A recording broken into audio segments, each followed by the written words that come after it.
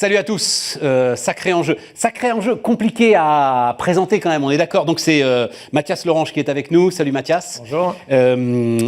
Directeur des services digitaux de Ontex. Ontex fait des couches pour bébés, des protections hygiéniques pour les femmes et des couches pour EHPAD, adultes, seniors, enfin de lutte contre l'incontinence. Mais enfin, vous avez des marques propres. Juste, tu racontes un petit peu le double modèle d'Ontex aujourd'hui. Boîte belge. Alors exactement. Donc Ontex, c'est une société belge qui est basée à Aalst, dans la partie flamande. Ouais. C'est un groupe international et aujourd'hui, la grande partie de la distribution est pour les retailers. D'accord, donc les marques distributeurs. Ouais. Et on a. Ah oui, c'est ça, c'est les marques distributeurs. Vous ne fabriquez pas pour des grandes marques concurrentes que je ne citerai pas là, mais auxquelles tout le monde pense. Non. D'accord, voilà, c'est ça. Et puis, le deuxième canal de distribution, donc c'est le secteur de la santé. Donc les EHPAD, les pharmacies, par exemple les hôpitaux. Ouais. Juste pour donner une idée de la taille de l'entreprise, parce que grâce à vous, je l'ai découverte. Je ne dis pas de bêtises, c'est 2,5 milliards d'euros de chiffre d'affaires à peu près. 2,5 milliards de chiffre d'affaires. Citons un grand acteur, par exemple, qui est au sein de Procter. Ils font 7-8 milliards d'euros de chiffre d'affaires, 7-8 milliards de dollars de chiffre d'affaires. Donc c'est pas non plus, enfin, vous êtes un acteur qui pesait, quoi. Ouais, on est un des acteurs principaux. Voilà, dans ce marché-là. Voilà, et surtout indépendant. Et indépendant. Parce que les autres grandes marques qu'on connaît, c'est soit Procter, soit... Tout à fait. Alors, on est coté à Euronext. C'est ça. Voilà, et on vient d'intégrer le BEL ESG. Et donc là, on va parler d'industrie. C'est-à-dire qu'aujourd'hui, si tu es là, Mathias, c'est pour justement décrire une nouvelle ligne de production qui s'adresse plus d'ailleurs à l'incontinence, plus aux seniors, qu'aux bébés ou qu'aux protections hygiéniques pour les femmes. Alors, c'est ça. Donc, c'est une nouvelle solution digitale à destination principalement des EHPAD et des hôpitaux, et qui est une solution de l'ange connecté qui va permettre, d'augmenter grandement la dignité des résidents dans ces EHPAD, et de réduire la charge de travail chez les soignants. Voilà, donc pour réallouer cette charge de travail réduire la charge de travail, on n'a aucun problème, pas besoin d'expliquer. Mais connecter, c'est-à-dire comment ça se passe? Il y a de l'intelligence qui est injectée au sein du système. Exactement, donc on a intégré un circuit imprimé qui est de l'encre conductive dans la couche, dans la protection d'incontinence. Et on lie ça à un petit capteur, un clip-on, on appelle ça un clip, qui se clipse sur la couche et qui va transmettre le niveau de saturation directement dans le cloud à nos applications. Parce que, alors on va pas faire de dessin, je dis c'est un sujet compliqué, en même temps c'est un sujet qu'il faut affronter. Beaucoup de ces seniors, notamment dans les EHPAD, enfin on va dire certains de ces seniors, notamment dans les EHPAD, ne sont eux-mêmes plus capables de savoir ce qui se passe dans leur corps. Voilà, on va le dire comme ça, du fait de maladies dégénératives, etc. C'est à cet élément-là que vous apportez une réponse. Exactement. Et aujourd'hui, par exemple, ce qu'il faut savoir, c'est que les soignants vont contrôler ces personnes, vont vérifier leur protection. Donc il y a un impact sur la dignité de la personne. Le soir, pendant la nuit, on réveille les patients pour vérifier, les résidents, pour vérifier la saturation, est-ce qu'il faut le changer ou pas, etc. Et souvent, ce n'est pas nécessaire. Donc ce qu'on a vu lors des pilotes, c'est qu'aujourd'hui, avec cette solution, et c'est pour ça je suis vraiment content que nos équipes travaillent dessus, on a vu lors des pilotes des personnes qui peuvent dormir toute la nuit. Des personnes âgées qui aujourd'hui étaient réveillées pendant la nuit, qui avaient du mal à se rendormir, et aujourd'hui on peut les laisser dormir tranquillement, moins d'atteinte à la vie privée, voilà, à la dignité. Et des soignants aussi qui, au lieu d'aller courir vérifier 100 personnes, vont prioriser ceux qui en ont réellement besoin sans déranger les autres.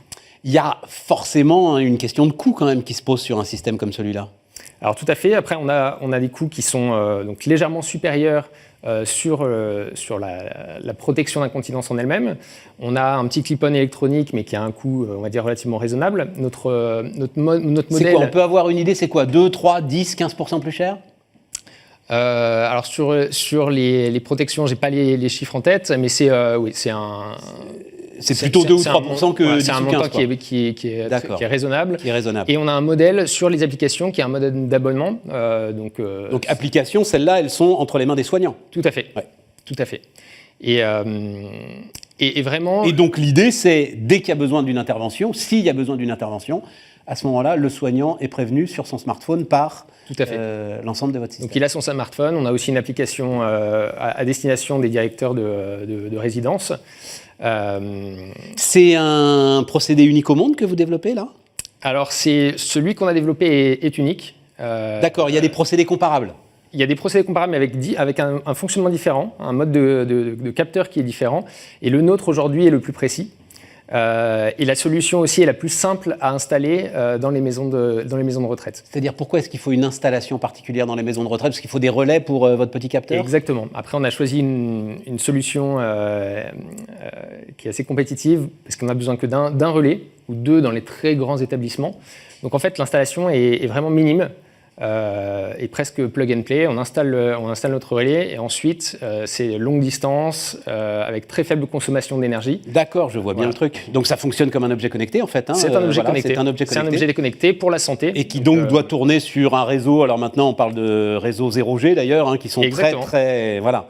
C'est ça, LoRaWAN exactement, voilà, qui demande très peu d'énergie. Tout à fait. Et donc permettent d'émettre le signal. Non, parce que je pense furieusement au Japon quand même, mais je crois que c'est il y a une dizaine d'années que j'avais vu ce chiffre qui m'avait fait frémir, qu'on vendait maintenant plus de dispositifs contre l'incontinence au Japon que de couches pour bébé, ce qui est finalement normal, ce qui sans doute arrivera aussi à la vieille Europe.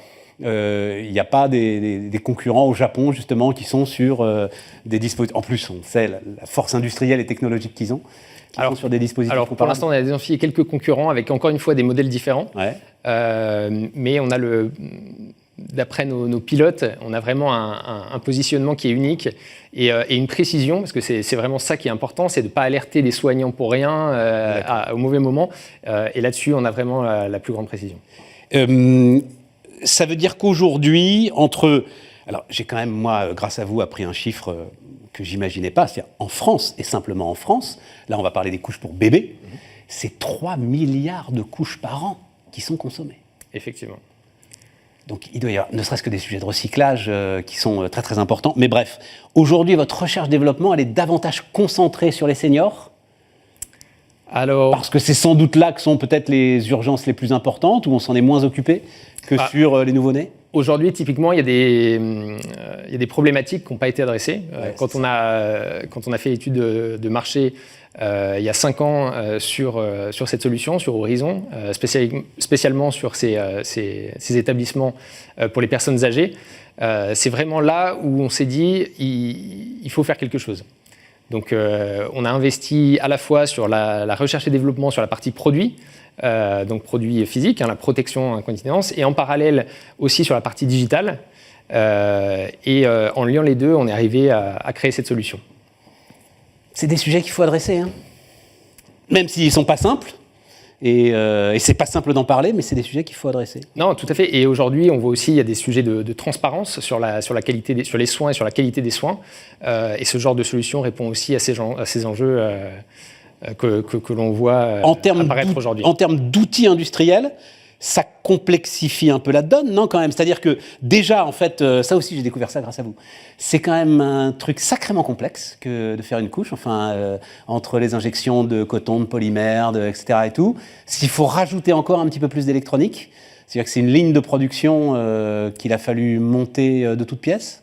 Alors, la partie électronique est séparée, donc c'est vraiment le clip-on qui est réutilisable, rechargeable. Donc, oui, mais le circuit imprimé, il faut le mettre au moment de la... Le cycle imprimé, donc c'est de l'encre conductive qui est intégrée dans le corps de la protection d'incontinence. Ouais. Et donc là, effectivement, ça demande beaucoup de recherche et développement. Il y a des brevets qui ont été déposés, et ensuite, il faut l'industrialiser. Donc ça, c'est effectivement des années de travail pour pouvoir arriver ensuite à une production à haute vitesse sur nos lignes de production. Lignes de production qui sont installées où aujourd'hui ? Alors aujourd'hui, on a 17 sites un peu partout dans le monde, mais notamment en Europe. Et on a notamment une usine à Dourges, donc dans la filiale française de Dontex. Je ne sais pas où c'est, Dourges, je suis désolé. Alors c'est à côté de Lille. Ah ben voilà. C'est dans le nord de la France. Dans le nord de la France, dans les Hauts-de-France. Voilà, exactement. Merci pour tout ça, Mathias. Mathias Lorange, donc, qui nous accompagnait. Ondex Digital Factory.